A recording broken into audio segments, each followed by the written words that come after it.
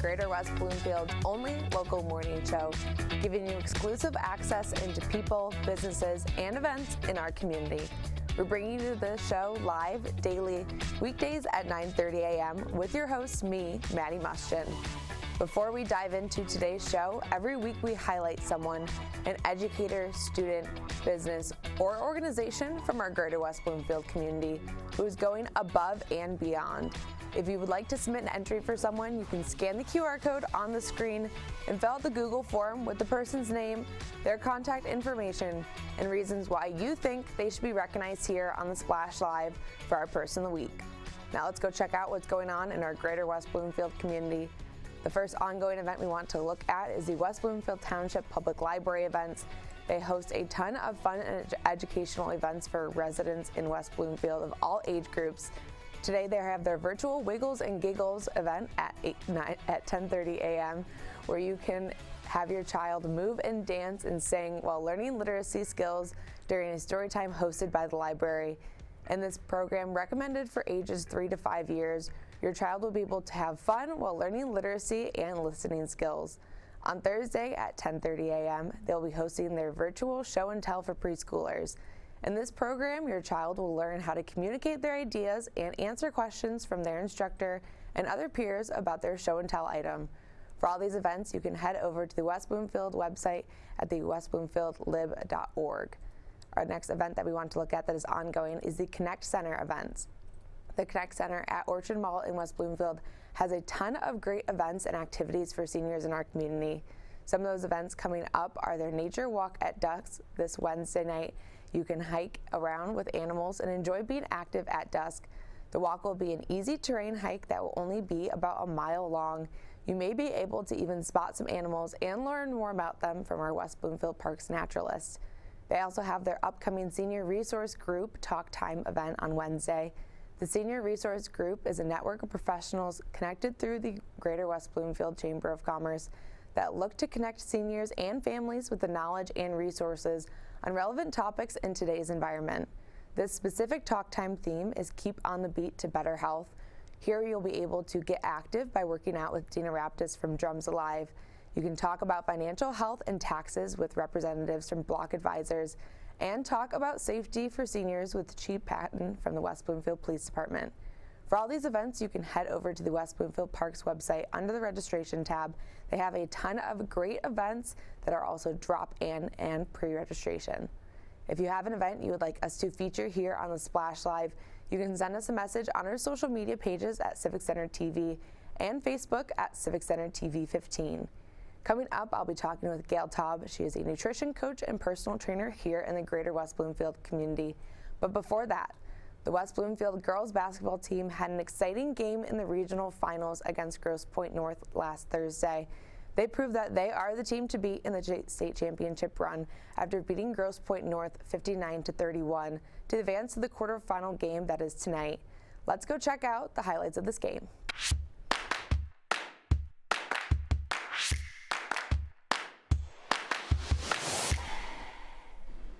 The West Bloomfield women's basketball team continued their run for the state title in their regional final game against Grosse Pointe North at West Bloomfield High School.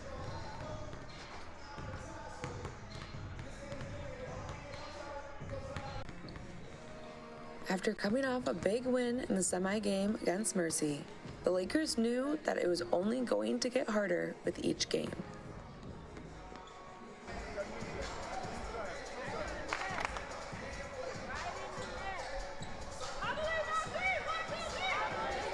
The Lakers went into the regional final game with a 21-1 record, their only loss being their first game of the season to Dexter. Grosse Pointe North was the underdog in the game with an 18-4 record. The team hit the court running and showed Grosse Pointe North that they were going to be a challenge to take down. After some back and forth in the first quarter, the Lakers seemed to struggle offensively against North's skilled defensive strategy. Even with the team not playing lights out, the Lakers headed into the half up 24-18. After a halftime pep talk by Coach McAllister, the Lakers caught their stride in the second half and found their rhythm as a team. With outstanding performances by their starting lineup, the Lakers were able to increase the lead over the Norsemen and win the regional final game 59-31, advancing to the quarterfinal game against Troy. We talked about the team's performance with head coach Darren McAllister after the game. It feels pretty good, but we know we had a very, very sloppy first half. Definitely not our kind of basketball, but we took their best punch, even playing sloppy. Proud of our team in the second half. A little upset that we were playing individual type of basketball the first half and not playing discipline, but we matured the second half and did what we're supposed to do to get the win. Well, I know, number one, they're a pretty good team. They didn't get here because somebody liked the color of their uniform, so we knew they were going to be a good team. But it's just the first half, we didn't play our style of basketball. Not to take anything away from them. We just didn't play our style of basketball, especially on the offensive end. We were turning the ball over. We weren't getting our spacing. And after having a few choice words with them at halftime, they got it going, and we played our style of ball the second half. I went around to each individual player, and I let them know what they need to do and what they were not doing, the Davis twins included, and we saw a different team in the second half. I do want to say this. We need to get back to trusting each other. We had gotten to that point where it was ultimate trust, but when you have a talented team, everybody wants to show, hey, I can do this, I can handle this in this situation. That's not what got us here. So we need to really just get back to trusting each other, being disciplined, and playing West Bloomfield style of basketball. The team plays next in their quarterfinal game against Troy at University of Detroit Mercy at 7:30 p.m. Reporting for the Splash Live, I'm Maddie Mustian.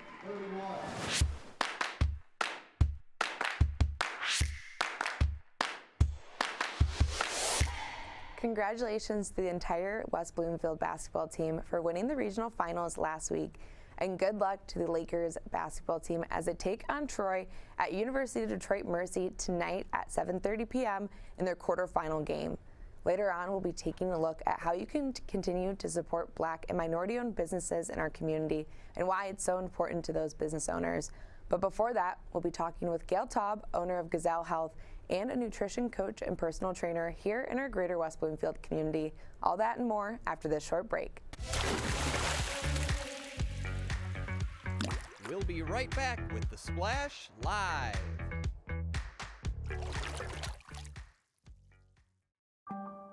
In the face of COVID-19, staying healthy is important. And now the same is true as we face the flu. Influenza has the potential to infect millions, putting lives and the healthcare system at risk. Fortunately, it's easy to protect yourself. The flu vaccine is safe and effective, and with COVID-19 still spreading, it's essential. To see how you can hit this virus head-on, visit michigan.gov/flu. Can I ask you a question? Why do you want to get the COVID-19 vaccine? I don't like getting sick. The virus will die. It will be easy to not catch it. Keep my family safe and keep playing soccer. Because I love being vaccinated. What's your hope for everyone? I hope everybody gets the vaccine to keep safe and strong. Be happy, having fun everywhere. Everyone stay safe and hope you get the vaccine. And now, back to the Splash Live. Welcome back to the Splash Live. I'm your host, Maddie Mustian. It's now time for our weekly health and wellness segment, and this week we get to talk about cooking for others and your family and how you can do that while still keeping your healthy habits. Joining us today to talk about that is Gayle Taub, nutrition coach and personal trainer here in the greater West Bloomfield community. Gayle, thank you so much for joining us again this morning. Good morning, Maddie. Good to be here. Gayle, I want to first start talking about cooking for others and your family, which is something that someone trying to create healthy habits, they may feel that the first step to feeling good is doing this. It can be difficult to know how to start while also creating those good habits. How do you suggest starting off creating those healthy habits while cooking for others? Okay, so, everybody, you hear me say this a lot. Everybody's very different, and some people like to be in the kitchen, some people don't. Some people want to, but they don't know how to get started. The bottom line is when you are trying to create or maintain healthy habits for yourself, but you are also responsible for other people, whether they be children or family members, whoever it might be. The first thing to do is remember to think about the idea that both are possible. You don't have to sacrifice your own health and well-being, the decisions that are good for you, the way that you like to eat and that works for you, in order to serve others.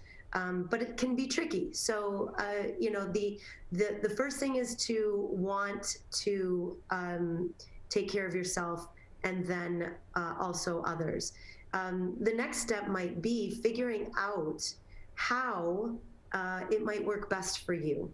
If you're somebody who's in the kitchen and you enjoy being in the kitchen but don't necessarily have the time, or you feel like you're that short order cook and making things for everyone, it might be worth just stopping and thinking about the next meal or the next 2 meals and how you might want to approach getting that taken care of for everyone involved. And keeping it simple, maybe everybody likes the same type of protein, it's chicken tonight, and maybe there's different kinds of accompaniments or differences in the way you make it, but you can involve the other people in that decision making as well.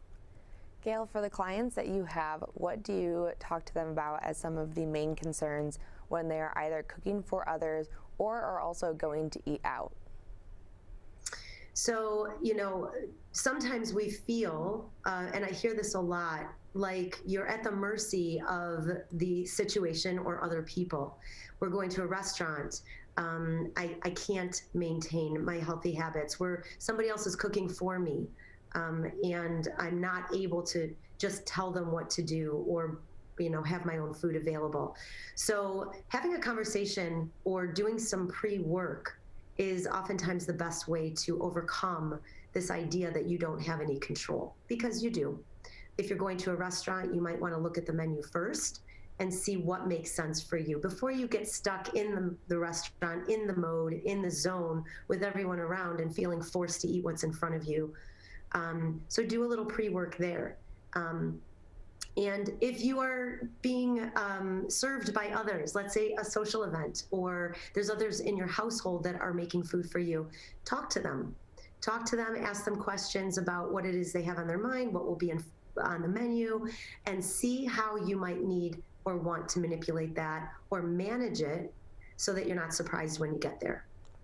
Gayle, for a parent or guardian too that are feeding young children or some picky eaters, how do you give them advice into how to cook or feed their family healthy foods while also making sure that they're taking into account those younger children or picky eaters? Yeah. Preferences. Everyone has them, children, adults, everyone, and it changes over time. The biggest successes that I've seen is when you involve the other person, regardless of how small they are. Have them choose what they want or give them choices. So these are the 3 things that I'm going to make, and how would you like to be involved in eating or making it. Sometimes getting somebody involved in making their own food if they want a different side dish, depending on the age of the child, of course. They can get involved and help create the meal that is good for them, while maybe you help create part of the meal that is good for them. But asking questions, giving examples, giving choices, getting that person to be part of the solution is oftentimes a very, very good way for you to have a non-adversarial, healthy result for everyone involved.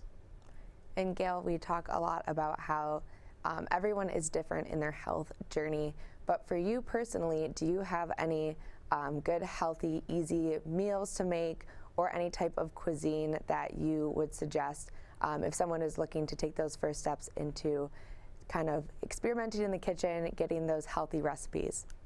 Yeah.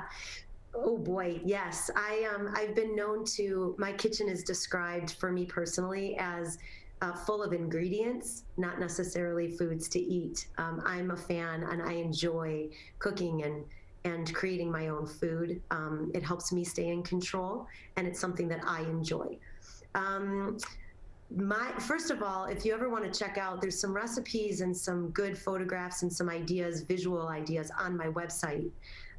where I share some of those healthier kind of choices that you can take and then manipulate however you like. You can go to CoachGayle.com for that. It's spelled Gayle. But other than that, maybe taking this idea of take a fresh ingredient that you really enjoy, that you like, that you frequently eat or you want to start eating again. Think of it the produce or the protein part of that meal. And then perhaps the favorite recipe that goes with it. And then see if you can take one or two of those ingredients that are not the best, and either scale back on them to change the recipe a little, or maybe replace those ingredients a little bit with something a little bit higher quality. But I take I'll give you one quick example for my vegetables. Vegetables are a big deal in my home. And I get tired of leafy greens. That's not what I like. So what I do is I get every vegetable that I see in the grocery store in season that I enjoy. Peppers, cucumbers, sometimes tomatoes, there's radishes, there's carrots, and all kinds of different vegetables. I cut them up. I take the time. It's not so bad. I cut them up. I make a very large portion of beautiful, colorful, favorite vegetables, and I use that as my salad base instead of using lettuce. It's a good change up for me. I add a very, very light oil vinaigrette to it and any toppings that I want.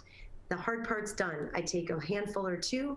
I've got the base, and then I add chicken or eggs or nuts or goat cheese sometimes, little crumbles. But I can control and manipulate that and to my taste, to my wants that day. And also I know I'm getting good, healthy variety in my food. So for what that one's worth, that one's one of my favorites. It's on my website too. Gayle, as we wrap up here, will you share one more time your website and then how someone can contact you if they want to get involved with your nutrition coaching as well as your personal training? Sure. The website is Coach Gayle. I'm going to spell my name one more time. It's GAYLE.com. CoachGayle.com is the website. You can also call me, text me, message me at 248-885-1400. And it's really just a conversation. So if you're ready to take that step, just to have a chat, to meet each other, to share each other's stories, and see if what I have to offer makes sense for you, or perhaps I can lead you in a good direction to take a next step in your world, it's worth it. Give me a call. Gayle, thank you so much for joining us again today. It's always a pleasure to have you join us. Thanks, Maddie. Have a great day. Thank you. Once again, I was joined by Gayle Taub. She is a nutrition coach and personal trainer here in our greater West Bloomfield community, giving us some tips and tricks to eating healthy and getting some healthier habits. Although Black History Month is over, there are still many ways that you can support Black-owned businesses in our community. We talked with a few members of the West Bloomfield Diversity Task Force who are Black business professionals about how important it is to continue to support minority-owned businesses in our greater West Bloomfield community. Let's go check out what they had to say.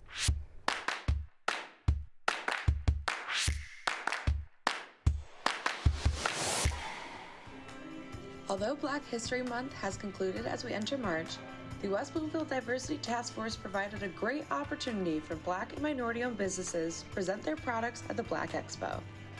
This event allowed business owners to network with others that will continue to help them throughout the year.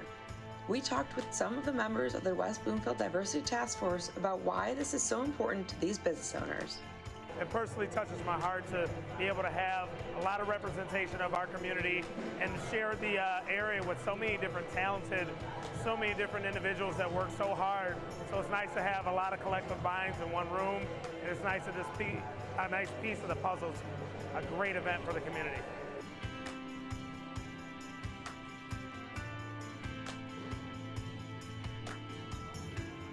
And we wanted to figure out a way to really showcase the diverse businesses, entrepreneurs, and the resources that we had in the area. So we thought an expo would be a perfect way to do it. We started off thinking, all right, if we could get 7 to 10 vendors, we'll be doing great. And now we have over 30 vendors at this event today. And it's really important for this community to recognize that all of us come together in West Bloomfield to make it the wonderful place that it is to live. And And it's good to understand that businesses can exist in different forms. You can have large companies, smaller companies, and owned by diverse people. And that's what we're really excited about this event, and really be able to showcase and highlight what we have here.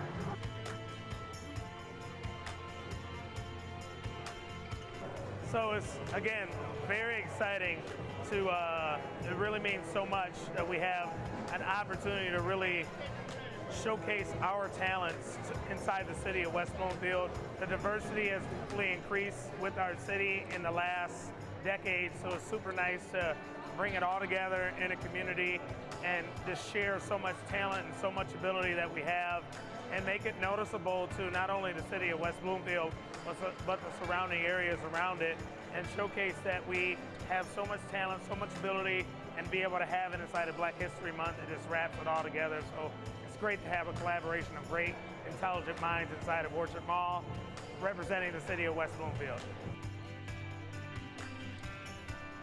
We also talked to Ralph Tompkins, owner of Swag Kids Gym, about what it means to him to be able to showcase and promote his business to the community.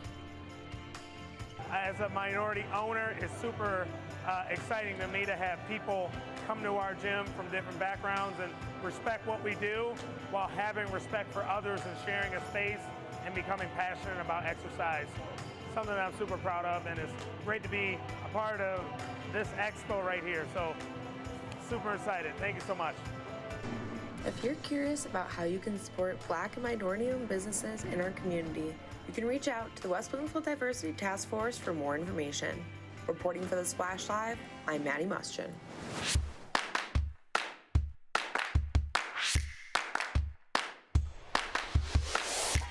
Thank you again to West Bloomfield Parks and the West Bloomfield Diversity Task Force for hosting such a great event to highlight Black and minority-owned businesses here in our greater West Bloomfield community. Joining us now is Amy Quinn, Math and Science Curriculum Specialist at West Bloomfield School District. Amy, thank you so much for joining us this morning. Well, thank you for having me. Amy, could you start to tell us about your role as the Math and Science Curriculum Specialist here in the West Bloomfield School District? Sure. I do many things math and science related.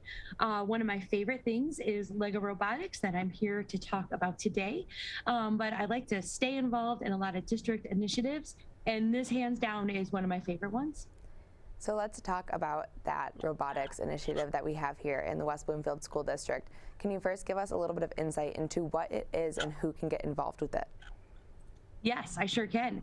I want to invite everybody to our first Lego League. We're calling it the Lakerbot Festival this Saturday. There you will see what these teams have been working on. So First Robotics expands from the younger ones all the way up through high school. And what I'm talking about here today is actually our students in first, second, and third grade. And they've been working on a challenge called Cargo Connect. They will be having their showcase on Saturday, and everybody's welcome to attend to kind of check it out. But would you like me to talk a little bit about the theme? Sure, of course. So each year, First puts out a different real-world connection to the theme. And this year, very timely, Cargo Connect. Thinking about in our own lives, we're waiting for that package from Amazon. We're having shipping issues. And so this was a very timely theme. And again, those young students learn about that theme, how we transport cargo by land, air, and water. And they create a Lego model based on some of their solutions or ideas. And in that model, they need to have a robotics piece. So we're starting some very basic coding and programming. And they have an Inspire set, which is a cargo sorter. They have a truck. And then they showcase their learning at this event. They also have a poster that explains about their journey. And we have 20 teams that will be kind of, showcased on Saturday. So it's a great turnout for especially that young age. Amy, could you give us a little bit of insight into some of the projects that the kids have been working on, and if someone went to go visit the Lakerbot Robotics Festival this Saturday, what they could see there? Yes, definitely. We have a great partnership with Community Ed. And so they're West Bloomfield students and there's teacher leaders at each building. But it's actually a program that's signed up through Community Ed if anybody is interested in the future. And so what those teams are doing, led by kind of teacher leaders at each building, but then parent coaches, is they will actually be showcasing their model. So you can walk around and see what they've come up with. We ask them a few questions. You'll see the Inspire set and how they're programming. On their poster, they will highlight things such as core values. And in West Bloomfield School District, we talk a lot about 4 C's. Core values and 4 C's are very similar in that they're team skills. It's about that impact, innovation, teamwork, that communication, collaboration. So the teams will be sharing that. But we have a highlight this year, something we've never done. West Bloomfield was asked to be a pilot for something new this year, the robot game. So first in Michigan, we'll be coming in, and I think a few people from Lego Education to kind of see how our West Bloomfield students did this year piloting this robot game. And what the robot game is it's a little robot Milo, and the students are programming Milo to move packages on the mat. So we've had so much fun kind of adding this extra piece to our already well-established program. And we're excited to kind of give some feedback and welcome them on Saturday also. Amy, could you tell our viewers who were interested in going to the Lakerbot Robotics Festival on Saturday where exactly it is and how they can find the room where all the children are participating? Yes, it will be at our West Bloomfield High School from 9 a.m. until noon. And as soon as you walk in, there's going to be a few other things going on in the building. So we're going to have maps and kind of 2 people to welcome and point you in the right direction.